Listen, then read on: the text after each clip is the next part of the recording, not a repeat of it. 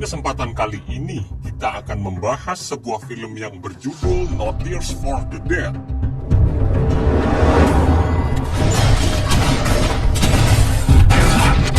Film ini menceritakan tentang seseorang yang dibesarkan oleh mafia dan kini beliau tumbuh menjadi penjunuh bayaran berdarah dingin. Dan pada tugas berikutnya, beliau tidak sengaja menjunuh gadis kecil. Namun beliau juga jatuh cinta pada target selanjutnya. Tanpa basa-basi lagi, langsung saja kita simak alur ceritanya.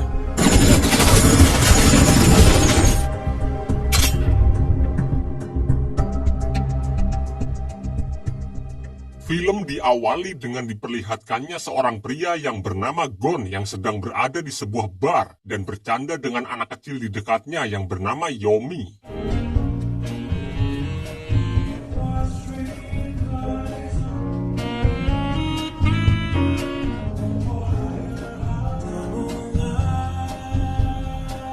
Sesaat kemudian, Gon yang melihat sekelompok orang memasuki bar tersebut langsung mengikutinya.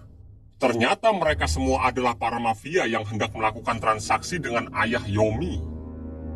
Di tengah transaksi mereka, Gon datang dan langsung menjunuh mereka semua.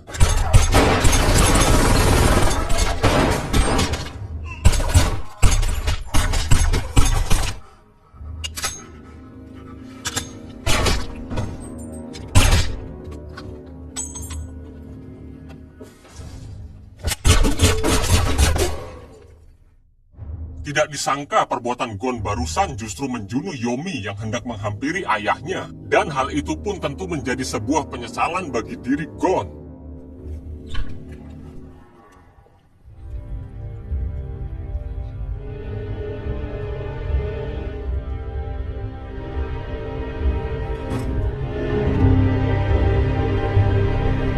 Keesokan harinya, Gon dihampiri oleh beberapa kelompoknya yang ternyata Gon merupakan seorang penjunuh bayaran yang disuruh untuk menghabisi ayah Yomi dan rekan bisnisnya. Kemudian, Gon dibawa untuk menemui bosnya yang bernama Dai Ban. Di situ Gon yang terus teringat dengan kejadian tempo lalu yang menewaskan Yomi, dia pun menolak perintah dari Dai. Meski begitu, mereka tetap memaksa Gon untuk menyelesaikan tugasnya, yaitu membantu koneksi mereka dalam pencucian uang dengan seorang pria yang bernama John Lee. Karena semua itu diperintahkan, sebab Gon belum mengambil sebuah flash disk yang disembunyikan ayah Yomi. Diketahui flash disk tersebut berisi informasi rahasia termasuk pencucian uang yang mereka lakukan bersama John Lee. Dan jika dijual, informasi tersebut bisa terjual di angka 100 juta dolar. Maka dari itu, setelah diselidiki lebih lanjut, ayah Yomi sebelumnya telah mengirim email pada kedua rekannya yang bernama Park dan juga Song. Email tersebut diduga berisi petunjuk tentang flash disk yang dia sembunyikan. Di situ, Dai dan kelompoknya pun menambahkan kalau sepertinya flash disk yang mereka cari ada pada ibu Yomi yang bernama Choi Mo-kyung. Meski sempat menolak, Gon yang terus-terusan dipaksa menuruti permintaan Dai, yaitu di mana dia disuruh untuk menghabisi Mo-kyung dan mengambil flash disk itu, sementara dua orang tadi akan mereka tangani. Is it because you felt guilty about killing the little girl? You don't have to feel sorry for yourself. What are you trying to say, old man? You have no other choice. These are Korean cell. He launders money and sends it to the kingdom. And one of them must have a file. You want me to kill the child's mother now?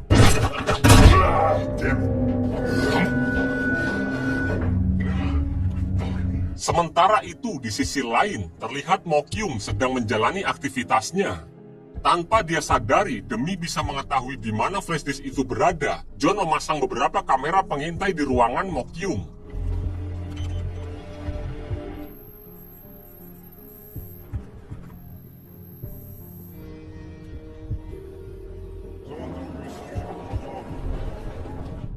Kemudian, di bandara, Gon ditemui dan dibawa oleh dua orang pria utusan John yang salah satunya bernama Rich. Di situ terlihat selama di perjalanan, Gon yang sudah muak dengan pekerjaannya tidak menjawab pertanyaan yang dilontarkan Rich.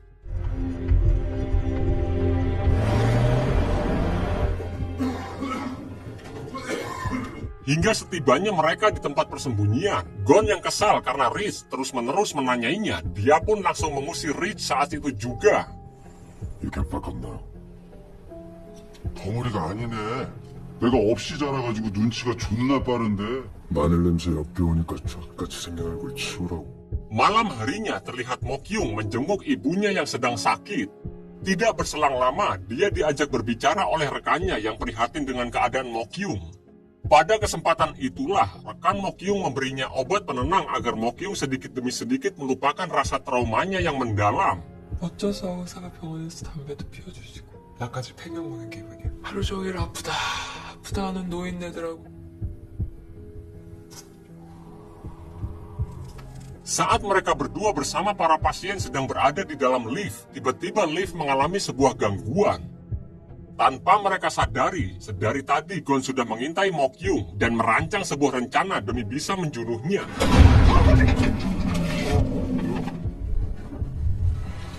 여기 와? 내 신고한다 안 한다?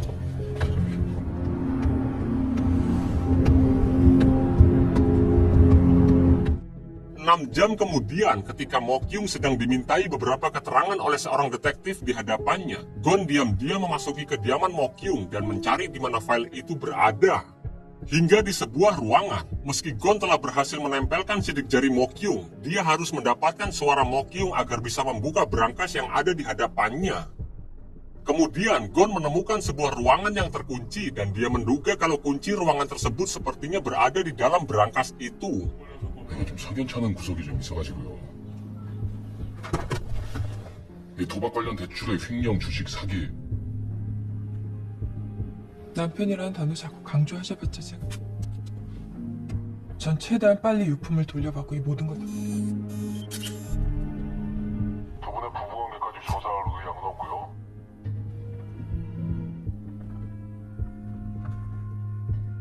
Ketika Mokyung sedang pergi ke toilet setelah membantu ibunya, Gon secara sembunyi-sembunyi masuk ke ruangan tersebut dan menyalin kartu memori yang tersimpan di dalam ponsel Mokyung yang tergeletak di atas meja. Sebelum Mokyung kembali ke kamar, Gon terlebih dulu pergi dari situ.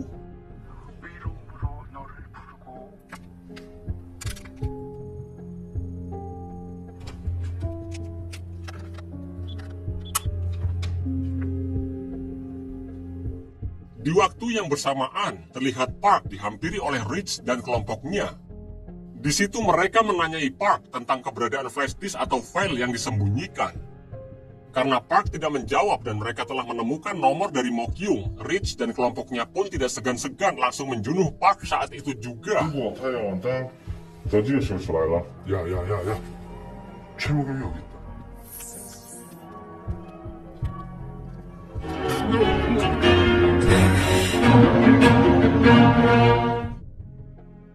Beberapa waktu kemudian, terlihat Mokyung dengan menggunakan pakaian merah tua dan akan menghadiri sebuah acara yang diadakan perusahaannya.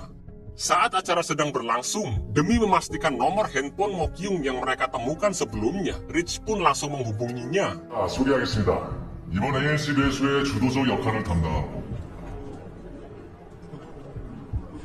Beberapa saat dari itu, terlihat John yang naik ke atas pentas dan memanggil Mokyung untuk maju ke depan untuk mengambil penghargaan. Dan ternyata John merupakan atasan Mokyung di perusahaan Rivera. Untuk mengenang dan memberi penghormatan pada mendiang suami Mokyung dan juga Yomi, John mempersilahkan Mokyung untuk bernyanyi. 약속해.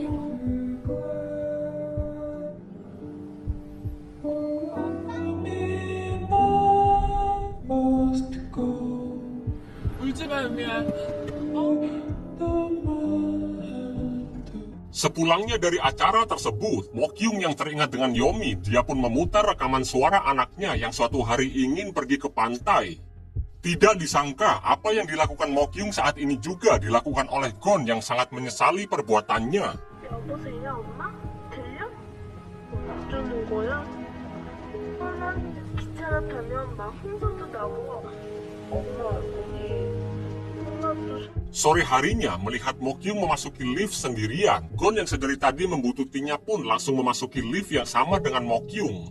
Di tengah rasa canggung mereka, tiba-tiba lift kembali bermasalah. Disitulah Gon mencoba untuk menghidupkan suasana dan memperkenalkan dirinya.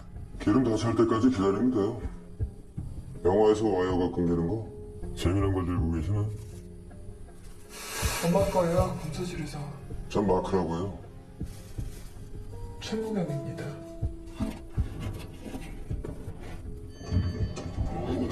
내일 무슨 상황인지 Ketika sampai di tempat persembunyian, sembari melatih kemampuannya, Gon terus-menerus memutar rekaman suara percakapannya dengan Mokyung tadi.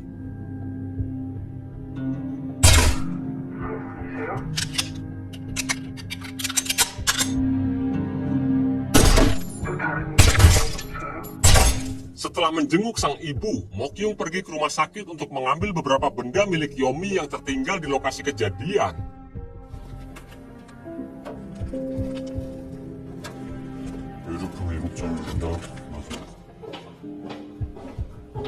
Saat Mokyung mencoba mencolokkan sebuah flash disk yang terdapat di cover case handphone milik Yomi, tiba-tiba alarm sinyal berbunyi dan membuat John sekarang tahu kalau Mokyung sedang membuka file yang mereka cari di Ventura.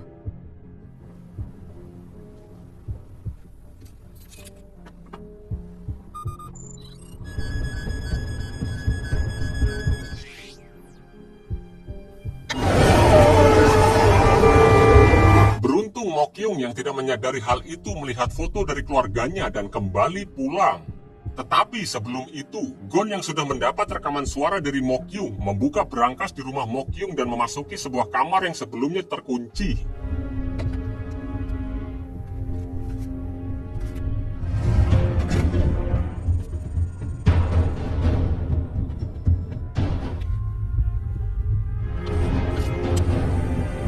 Di waktu yang bersamaan juga, akhirnya John sadar kalau file yang mereka cari terdapat di cover case handphone milik Yomi yang kini dibawa oleh Mokyung.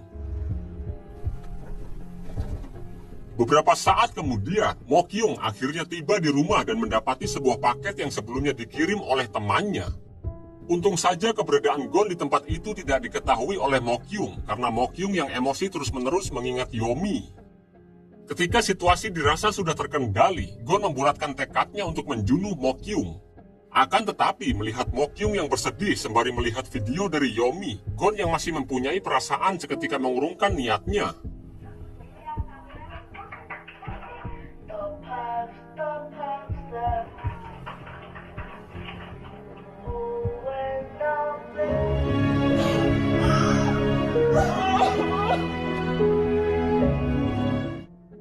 Lalu di sebuah ruangan terlihat Gon sangat terharu melihat video dari Yomi yang sedang bermain dengan keluarganya. Akan tetapi tidak lama kemudian Gon mengambil senjatanya dan justru berniat untuk menghabisi Mokyung yang sedang terbaring lemas akibat menelan banyak sekali obat penenang.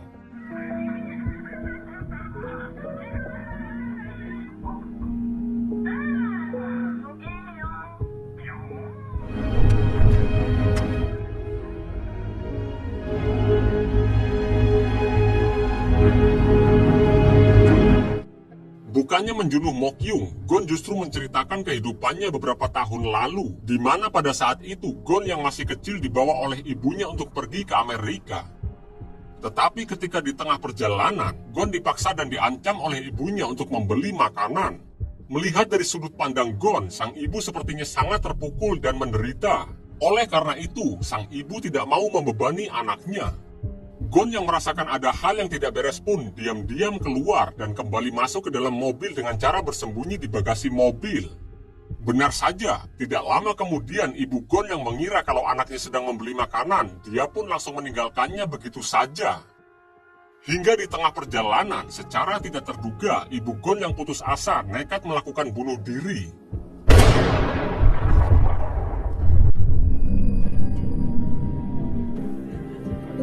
사막에서 동기적인 여자는 Itulah masa pahit yang dirasakan Gon sejak kecil, di mana dia ditinggalkan oleh ibunya sendiri karena keterbatasan ekonomi dan masalah hutang yang melilit keluarganya, hingga membuat Gon terpaksa harus bekerja menjadi penjunuh bayaran. Teringat akan hal tersebut, Gon menembak Mokyung saat itu juga.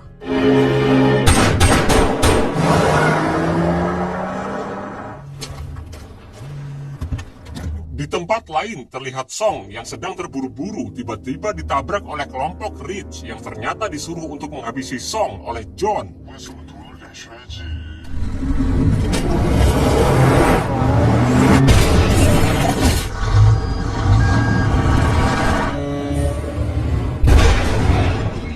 Keesokan harinya terlihat Mo Kyung yang sedang berada di rumah sakit dirawat akibat overdosis yang dia alami. Dan ternyata semalam Gon tidak jadi menjunuh Mo Kyung karena Gon sepertinya masih dihantui rasa bersalah atas kematian yang menimpa Yomi. Atas hal itulah John tampak kesal dan melampiaskannya pada Rich karena Gon tidak jadi menjunuh Mo Kyung. Kabar itu pun didengar oleh Dai yang langsung mengutus para anak buahnya termasuk sahabat Gon yang bernama Chaos. 查实就疯狗把他干掉。 Sementara itu, Gon yang teringat dengan masa kecilnya, dia pun mendatangi tempat pemandian air panas yang dulu sempat dia kunjungi dengan mendiang ibunya sebelum pada akhirnya sang ibu meregang nyawa.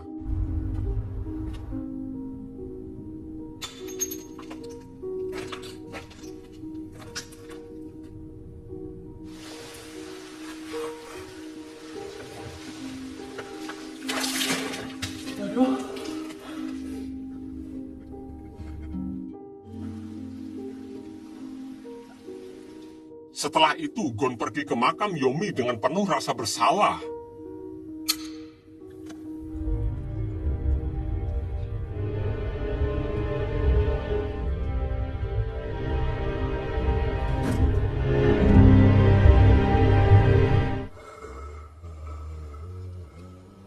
Lalu terlihat seorang pemimpin dari divisi reserse kriminal yang bernama Park Jun-gu meminta beberapa informasi tentang file yang mereka cari.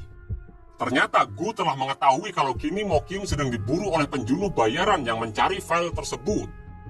Gu yang tidak mau hal itu terulang kembali, dia pun meminta Mo Kyung untuk menunjukkan di mana file itu berada. Mendengar semua pertanyaan yang tidak masuk akal itu, Mo Kyung pun meninggalkan Gu dan berniat pergi dari sana. Akan tetapi kondisi badannya yang masih lemas membuat Mo Kyung seketika pingsan di hadapan mereka. 해지 펀드 매니저로 알려져 있죠. 근데 이 알려진 금융사기로 벌어들인 검은 돈들을 생커 투자자인 차이나 인베스트먼트 펀드 하용국이 송중기, 박원상 이 세 사람. 그런데 박원상이하고 송중기가 자 이게 휴대폰 문제예요.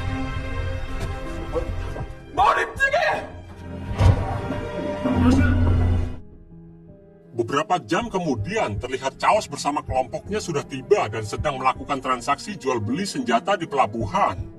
Setelah mereka mendapat apa yang mereka mau, kelompok Chaos justru menghabisi si penjual.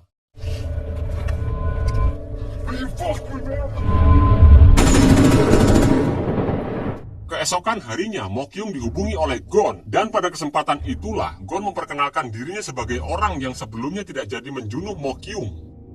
Disitulah Gon memperingati Mo Kyung untuk segera pergi saat ini juga, karena sebentar lagi sekelompok penjunuh bayaran akan menjunuh Mo Kyung.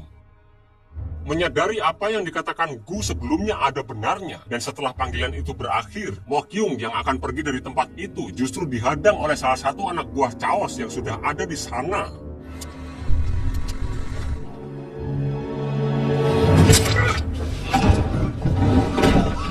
Untungnya sebelum pria itu melukai Mo Kyung, Gon masuk dan menghajarnya.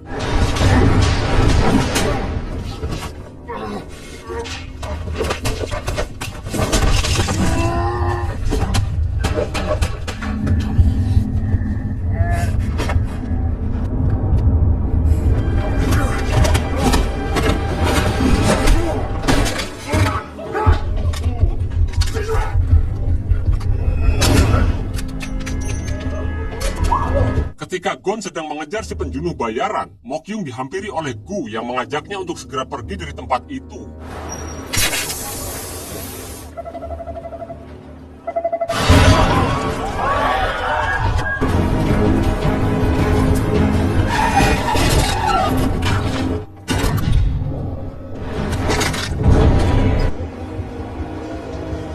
Sadar kalau Mo Kyung akan pergi, setibanya di basement, Parker anak buah Chaos sudah siap dengan pistolnya untuk menjunuh Mo Kyung. Akan tetapi, untungnya pihak kepolisian sudah bersama Mo Kyung. Dan tidak lama setelah mereka pergi, Gon datang dan menjunuh pria tersebut. On my face. What the fuck? Ketika Gon hendak pergi, dia tampak kaget mendengar suara Chaos yang ternyata ikut andil dalam misi penjunuhan Mokyung. Belum juga Chaos selesai berbicara, John yang emosi langsung merebut ponselnya yang membuat Chaos beserta para anak buahnya marah.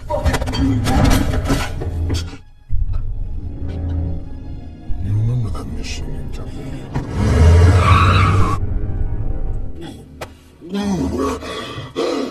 Hal itu pun membuat John marah besar karena dirinya merasa disepelekan dan curhat pada Rich di dalam kamar mandi.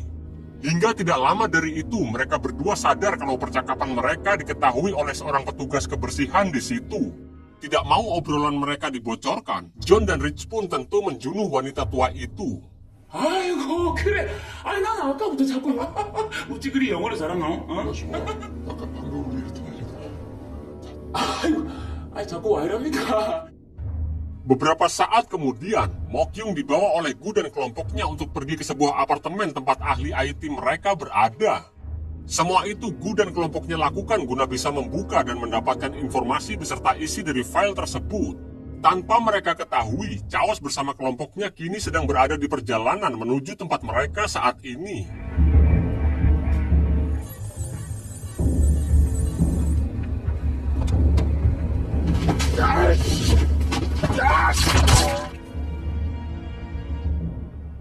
Baru saja file itu berhasil dibuka, Gon menghubungi Mokyun dan berkata kalau sebentar lagi akan terjadi kekacauan di tempatnya saat ini berada. Sebelum panggilan itu berakhir, Gon juga menambahkan kalau terdapat salah satu orang di antara kepolisian itu yang berkhianat dan bersekongkol dengan para penjahat. 내 연봉을 댁들은 다 나라고 뭐 요모양 요꼴로 살라는 법 없잖아.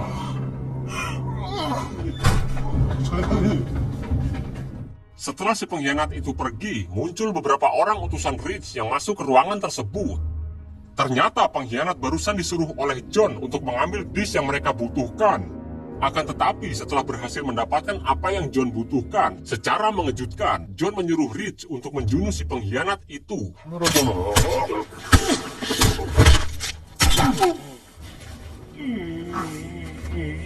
Beberapa saat kemudian, untung saja sebelum Mokyung dihabisi, Gon datang dan menghabisi para penjahat tersebut.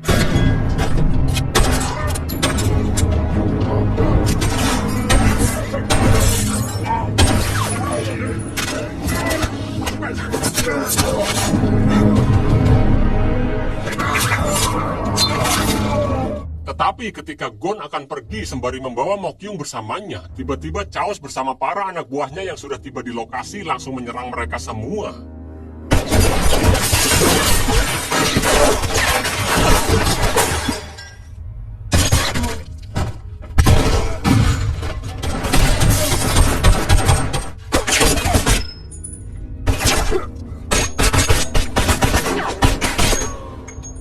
Gon yang melihat sebuah celah pun berhasil melumpuhkan salah satu orang anak buah Chaos dan mengambil senjatanya.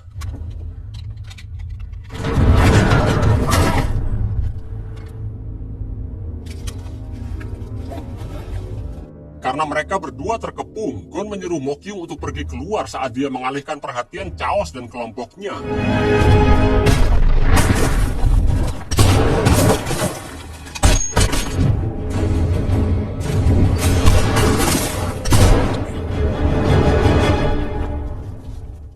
Chaos yang pantang menyerah pun terus-menerus memburu Gon yang hendak pergi dari tempat itu.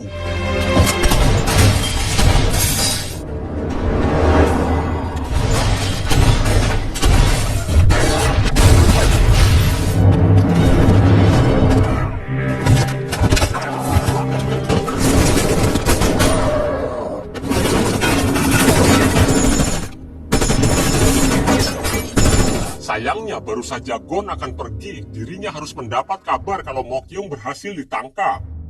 Oleh karena itu, Gon yang belum mempunyai rencana lain pun memutuskan untuk kabur melarikan diri dan menyelamatkan Mokyung nanti.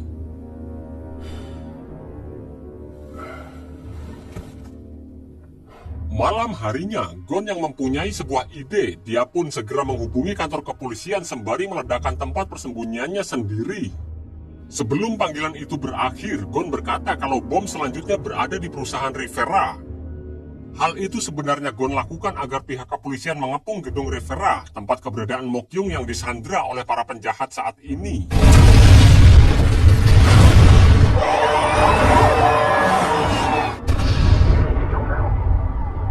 Dan benar saja, para kepolisian pun mulai berdatangan dan mengepung gedung tersebut. Mengetahui hal tersebut, John dan Rich segera bergegas ke ruang server untuk mengalihkan semua uang yang ada di file rahasia milik Mokyung. Sedangkan Chaos dan yang lain ditugaskan untuk menghentikan para polisi dan juga Gon, karena mereka tahu kalau para polisi dipancing oleh Gon untuk datang ke gedung tersebut. Dan benar saja sesuai dugaan, kini Gon berada tepat di atas lift yang dinaiki oleh anak buah Chaos.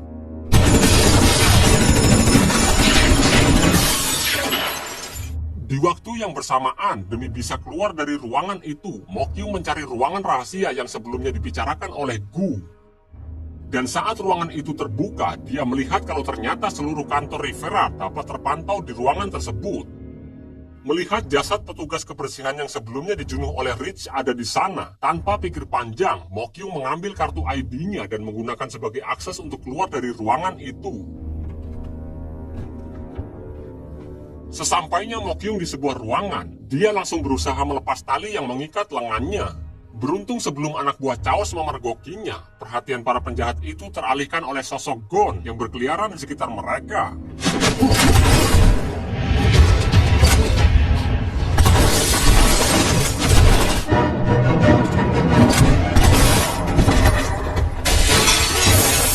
Walaupun hanya seorang diri, Gon berhasil menumbangkan salah satu anak buah Chaos, dan tidak lama dari itu muncul tangan kanan Chaos yang justru tidak sengaja menjunuh rekannya sendiri. Melihat akibat yang ditimbulkan oleh Gon, pria yang bernama Aponte ini sangat kesal dan bergegas mencari keberadaan Gon.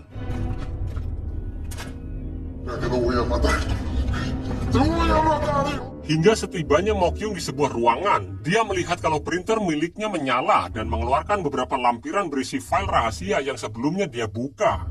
Dengan kode yang dia dapatkan, Mokyung dapat menggagalkan transaksi yang kini sedang dilakukan oleh John, sekaligus memindahkan seluruh data yang sebelumnya John dapatkan. Dan hanya dengan sekejap mata, John telah kehilangan uang 100 miliar dolar miliknya. Mendapati hal tersebut, Rich yang tahu kalau kini John tidak bisa membayarnya, memilih untuk menghabisi John saat itu juga karena dia rasa John telah mempermainkannya.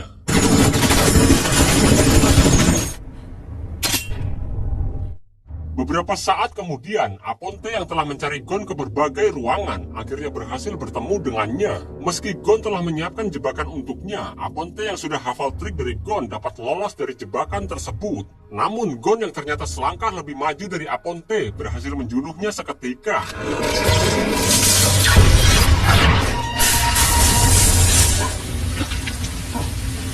Di tengah kekacauan yang terjadi, Chaos yang kecewa terhadap Gon berkata kenapa Gon lebih memilih untuk mengkhianati mereka daripada menjunuh Mokyung. Gon yang tidak bisa berkata apa-apa lagi pun memutuskan untuk menyerang Chaos sebagai tanda perang akan tetap berlanjut.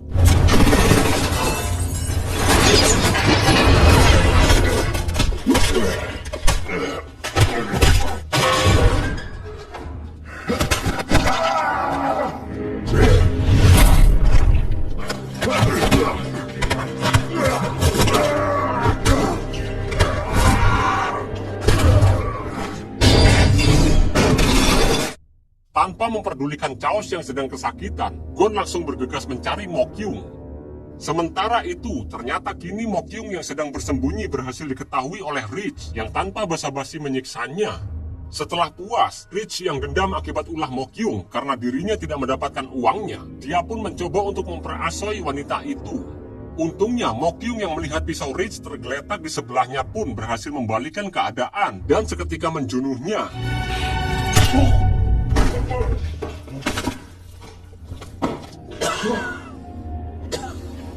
Tidak berselang lama, Chaos yang berhasil bangkit. Dia langsung menghubungi Gon menggunakan telepon seluler di gedung itu. Disitulah Chaos yang sudah mengerti dengan apa yang dilakukan oleh Gon berniat untuk membantunya dan membiarkan Gon pergi bersama Mokyung. Setelah panggilan itu berakhir, Gon menghubungi Mokyung dan menyuruhnya mengambil sebuah shotgun yang ada di dekatnya. Pada kesempatan itulah Gon berkata kalau sebentar lagi akan ada seorang pria yang muncul dan hendak menjunuh Mokyung. Pria itu tidak lain adalah orang yang telah membunuh Yomi. Oleh karena itu, Gon menyuruh Mokyung untuk segera menembaknya.